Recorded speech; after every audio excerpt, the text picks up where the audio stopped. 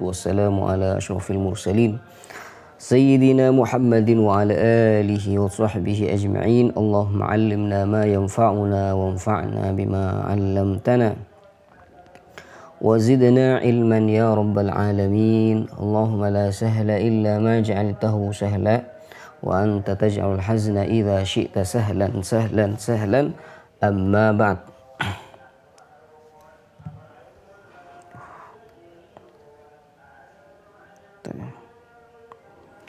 Allahumma salli wa sallim ala sayyidina Muhammadin al-Fatih lima ulik wal khatim lima sabaqa nasiril haqqi bil haqq wal hadi ila siratikal mustaqim wa ala alihi haqqa qadrihi wa miqdaril azim. Amma ba'd, melanjutkan kajian kitab Ushul Fiqh dalam kitab Al-Qawaid Al-Asasiyah fi Ushulil Fiqh karangan As-Sayyid Muhammad bin Alawi Al-Maliki Al-Hasani. Kita sudah sampai di pembahasan adh-dhann.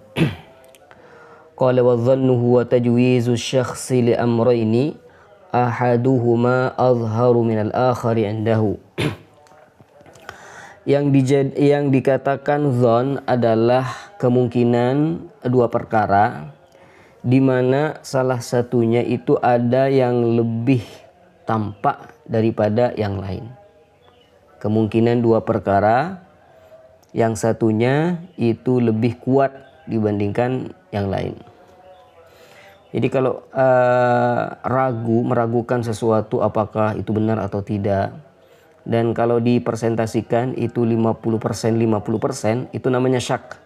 Tapi kalau salah satu dari yang dua itu unggul, jadi kemungkinan besarnya itu benar daripada salahnya, maka itu namanya dhann. Kenapa kita belajar dhann dalam ilmu usul fikih? Karena seperti yang kita ketahui, usul fikih itu adalah cara untuk menggali hukum dari Al-Quran dan hadis. Dan hukum yang dihasilkan dari ijtihad tersebut itu tidak lain melainkan dhann. Wat-tarafur rajihu huwa alladhi yusamma bidh-dhann. Jadi yang kuat itu yang dikatakan dhann. Wat-taraful marjuhu yusamma bil waham. Dan yang tidak kuat itu dinamakan waham. Jadi kemungkinan benar, kemungkinan salah. Tapi kemungkinan benarnya itu lebih kuat daripada kemungkinan salahnya. Maka kemungkinan yang benar itu namanya dhann. Kemungkinan yang salah yang itu lebih rendah posisinya itu dikatakan waham. Wasyakku, dan adapun dari definisi dari syak adalah tajwizu amrayni la maziyata li ahadihima 'ala al-akhar. Adalah kemungkinan dua perkara tapi tidak ada perbedaan antara keduanya. Artinya persentasinya itu sama, 50% 50%. Ini kemungkinan benar, kemungkinan salah. Tapi mana yang lebih unggul? Sama, tidak ada perbedaan, 50% 50%, maka pengetahuan yang demikian namanya syak, Oke. Kita lanjut. Usulul fiqhi. Qala al-musannifu rahimahullah As-Sayyid Muhammad bin Alawi Al-Maliki Al-Hasani. Usulul fiqhi. Apa itu usul fikih? Nah, seperti yang kita sudah ketahui bahwasanya sebelumnya kita sudah bahas apa itu usul, apa itu fikih. Nah, setelah usul fikih ini jadi nama pada fan tertentu, di mana fan usul fikih itu merupakan tata cara atau kaidah menggali hukum syariat dari Al-Quran dan hadis secara langsung. Dan itu tidak dilakukan oleh sembarangan orang. Jadi ada orang-orang tertentu yang bisa melakukan itu, yaitu ulama mujtahidin. Al-mu'tabar fi ta'rifihi, kalau kita melihat definisi dari usul fikih itu sendiri, awalan, yang pertama turukul fiqhil mujmalah la turukuhul mufassalah. Nah, sebelum kita masuk ke pengertian dari turukul fiqhil mujmalah la turukuhul mufassalah, kita wajib mengetahui terlebih dahulu apa yang dimaksud mujmalah, apa yang dimaksud mufassalah. Dalam usul fikih itu ada dua dalil. Ada dalil tafsili, ada juga dalil ijmali. Dalil ijmali, ada dalil tafsili. Yang dikatakan dalil ijmali adalah dalil yang bersifat global, bersifat umum. Seperti perintah itu wajib. Itu kan dalil. Perintah wajib. Larangan itu haram. Nah, larangan menunjukkan keharaman. Apakah larangan menunjukkan keharaman ini adalah dalil zina? Iya, masuk, tapi bersifat umum. Jadi dalil-dalil yang bersifat umum itu namanya turukul fiqhil mujmalah atau yang dikenal dengan dalil ijmali. Ada istilah dalil tafsili. Dalil tafsili adalah dalil yang lebih spesifik terhadap satu permasalahan. Contoh, aqimus sholah. Adalah kalian semua mendirikan sholat. Itu kan dalil. Tapi dalilnya apa coba? Dalilnya kewajiban sholat. Wa atuz zakah, adalah kalian menunaikan zakat.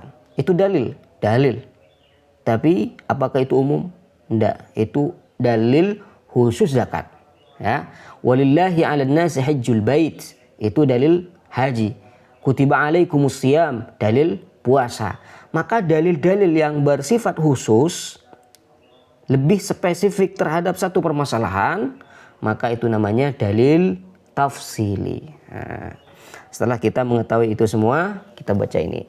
Jadi yang dikatakan usul fikih adalah dalil-dalil fikih yang global, tidak dalil-dalil fikih yang tafsil. Nah, tadi.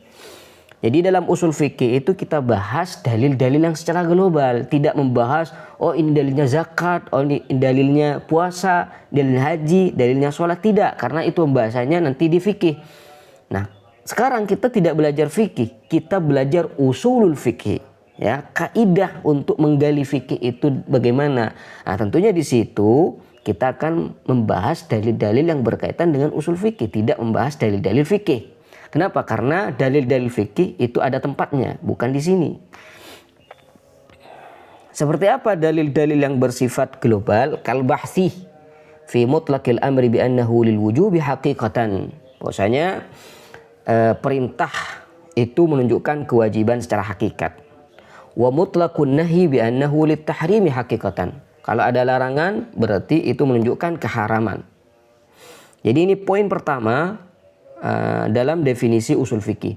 Jadi definisi usul fikih itu ada 3 poin. Poin yang pertama itu membahas dalil-dalil fikih secara global. Maksud dari dalil fikih secara global adalah dalil-dalil fikih yang bersifat umum, tidak khusus pada satu permasalahan. Seperti apa? Seperti kalau ada perintah itu berarti wajib.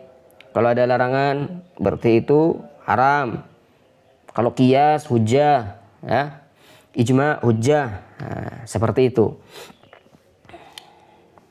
Ahlan wa sahlan, syukran katsiran. Allahumma shalli ala sayyidina Muhammadin wa ala alihi wasallam tasliman katsira. Wa thaniyan, poin yang kedua dalam usul fikih adalah kaifiyatul istidlal biha, cara menggunakan dalil-dalil ketika dalil-dalil tersebut bertentangan. Nah, di poin pertama tadi kita sebutkan bahwasanya usul fikih itu yang dibahas adalah dalil-dalil yang bersifat umum, tidak tertentu pada satu permasalahan. Nah, di poin kedua usul fikih itu membahas tata cara mengkompromikan antara dalil-dalil yang kontradiksi, yang bertentangan. Nah, ada satu hadis mengatakan haram, ada satu hadis mengatakan halal. Nah, bagaimana nih? Satu permasalahan cuma ada 2 hadis, hukumnya berbeda. Yang hadis yang satunya mengatakan halal, hadis yang satunya mengatakan haram. Maka bagaimana cara mengkompromikan antara 2 dalil yang bertentangan ini? Nah, maka di usul fikih itu dibahas. Nah, di poin yang kedua ini kaifiyatul istidlal, cara mengambil dalil dari 2 dalil yang bertentangan. Wa tsalitsan, adapun yang ketiga, sifatu man yastadillu biha wa huwal mujtahid. Sifat orang yang berdalil, yaitu mujtahid. Nah, seperti yang dikatakan tadi bahwasanya usul fikih itu adalah ilmu tentang kaidah-kaidah cara menggali hukum syariat langsung dari Al-Quran dan hadis. dan itu tidak sembarangan orang bisa melakukan. Maka di poin ketiga dalam usul fikih itu dibahas siapa orang yang mampu melakukan itu semua. Tidak lain, tidak bukan kecuali seorang mujtahid. Fahadhihi thalathah. Maka 3 poin tadi, yang pertama itu dalil ijmali, yang kedua cara mengkompromikan 2 dalil yang bertentangan, kemudian 3 adalah sifat dari seorang mujtahid yang bisa menggali hukum secara langsung dari Al-Quran dan hadis. Maka 3 poin ini itulah al-fannul musamma bihadzal laqab, adalah fan yang kita kenal dengan istilah usul al-fiqh. Ya, jelas ya sampai sini. Adapun dalil-dalil fikih yang secara tafsili, kita katakan itu tafsili. Amma adillatul fikih at-tafsiliyah kaqaulihi ta'ala wa aqimus shalah. Tadi kita jelaskan bahwasanya ada dalil tafsili, ada dalil ijmali. Jadi dalam usul fikih itu yang dibahas dalil ijmalinya. Kalau dalil tafsili itu tidak dibahas, ya, karena itu khusus dalam fikih. Jadi kalau kalian ingin belajar dalil tafsili, itu tempatnya bukan di usul fikih, tempatnya di ilmu fikih, ya. Beda, ada usul fikih, ada fikih. Kalau usul fikih itu kaidah untuk menggali fikih. Nah, fikih itu yang sudah digali oleh ulama. Kaqaulihi ta'ala wa aqimus shalah. Contoh dari dalil tafsili seperti firman Allah Subhanahu wa taala wa aqimus shalah, hendaklah kalian semua mendirikan salat. Wala taqrabuz zina, jangan pernah kalian mendekati perbuatan zina. Jadi dalil yang pertama tadi itu dalil salat. Ya, dalil khusus salat. Ini dalil perbuatan zina itu haram. Wa salatuhu sallallahu alaihi wasallam fil Ka'bah, salat Nabi sallallahu alaihi wasallam di Ka'bah itu boleh, ya. Itu hujjah. Wal ijma' ala anna li binti libni as-sulusa haitsu la 'asiba laha.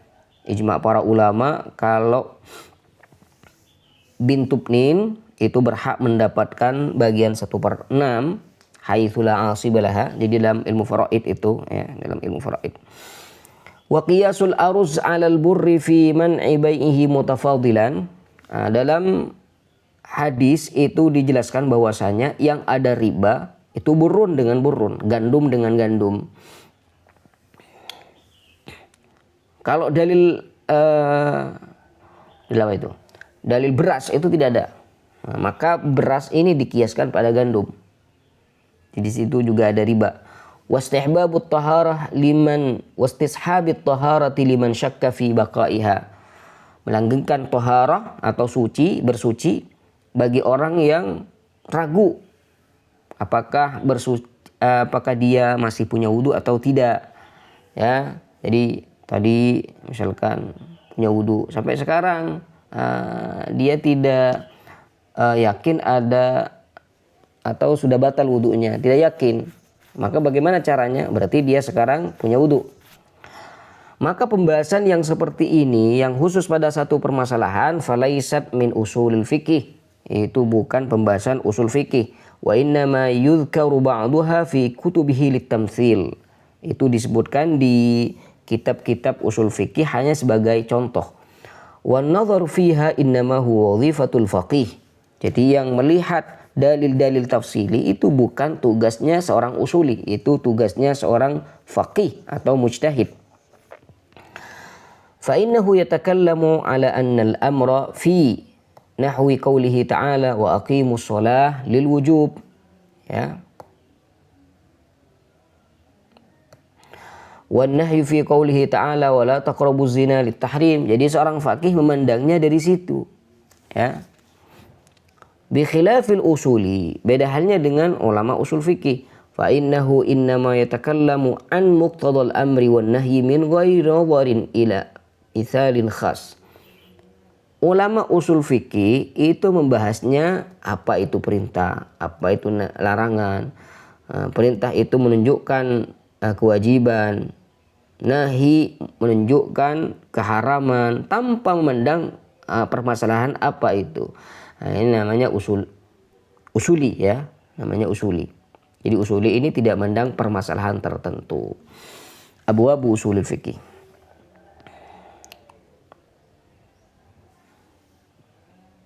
Bahas dalam ilmu usul fikih. Abwabu usulul fikih, bab-bab dalam usul fikih. Yashtamilu ilmu usulul fikih ala abwabil muta'addidah. Usul fikih itu membahas beberapa bab penting. Yang pertama aqsamul kalam, pembagian kalam.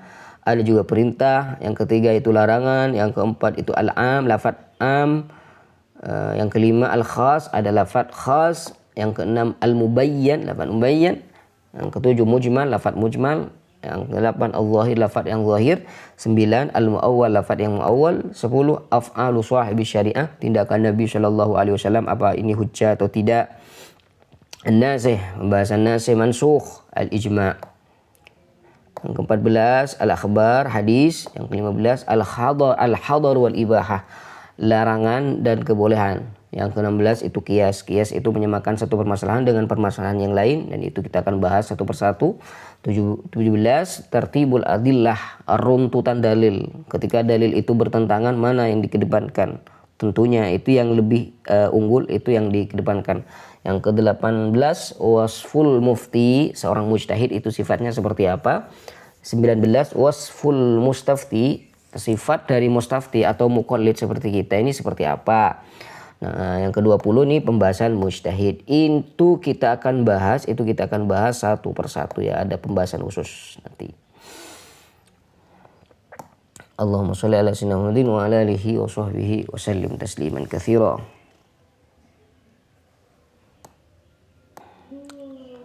Tsumma qala al-musannif rahimahullah wa nafa'na bihi wa madana bi asrarihi wa bikum amin. Babu aqsamil kalam. Bab menerangkan tentang bagian-bagian kalam. Jadi dalam usul fikih kenapa membahas bagian kalam? Karena ulama usul fikih, terutama ulama mujtahid, ketika ingin menggali hukum dari Al-Quran dan hadis, maka yang mereka temukan adalah kalam. Jadi dari kalam itulah mereka akan istimbat. Jadi kalam ini merupakan ranah ulama mujtahid akan istimbat hukum. Aqallu lafzin rakabu minhul kalama isman. Minimal lafaz, minimal kalam yang dibangun oleh ulama ketika melafatkan sesuatu, minimal kalam itu terbentuk dari dua isim. Mithlu Allahu Ahad, Allah Maha Esa. Ini dua isim. Pertama Allah, yang kedua Ahad, dua isim. Jadi kalau hanya lafaz Ahad saja itu tidak dikatakan kalam. Au ismun wa fi'lun, atau yang kedua nih isim dan fi'il, seperti mithlu qama Muhammadun, Muhammad telah berdiri. Ini fi'il, ini isim. Au ismun wa harfun, atau isim dan huruf. Wa huwa fin nida'i nahwu ya Zaidu. Dan itu bisa kita temukan di dalam nida. Nida itu panggilan. Seperti ya Zaid, wahai Zaid. Kenapa? Karena ya ini sama halnya dengan yad'u, ad'u Zaid. Au fi'lin wa harf, atau fi'il dan huruf, nahu maqama, tidak berdiri. Wa hadzal qismu athbatahu ba'duhum wa lam ya'udd ad-dhamira al-mustatira fi qama ar-raji' ila Zaid. Dalam lafaz maqama ini kalam atau tidak? Maqama, tidak berdiri. Sebagian ulama memperhitungkannya sebagai kalam. Jadi dhamir yang tersimpan di dalam lafaz koma itu dihitung. Nah, sebagian ulama ada juga yang tidak mengatakan ini kalam karena memandang dhamir yang tersimpan di dalam lafaz koma itu tidak diperhitungkan. Fi qama ar-raji ila Zaidin masalan kalimatan li'adami zuhurihi, karena ma koma itu failnya tersimpan ya, failnya tersimpan tidak tampak sehingga tidak dikatakan kalimat. Tapi wal jumhur ala addihi kalimah, mayoritas ulama mengatakan maqamah ini dikatakan kalam karena di situ ada fa'il yang tersimpan. Itu yang dikatakan oleh Imam Ibnu Malik. Walaupun fa'il itu tersimpan tetap dikatakan kalam. Kalamuna lafdun mufidun kastaqim. Istaqim itu kalam. Padahal hanya satu, kalau kita lihat hanya satu kalimat, istaqim. Tapi di situ menyimpan istaqim anta. Insyaallah. Taqsibul kalam, ini pembagian kalam ya.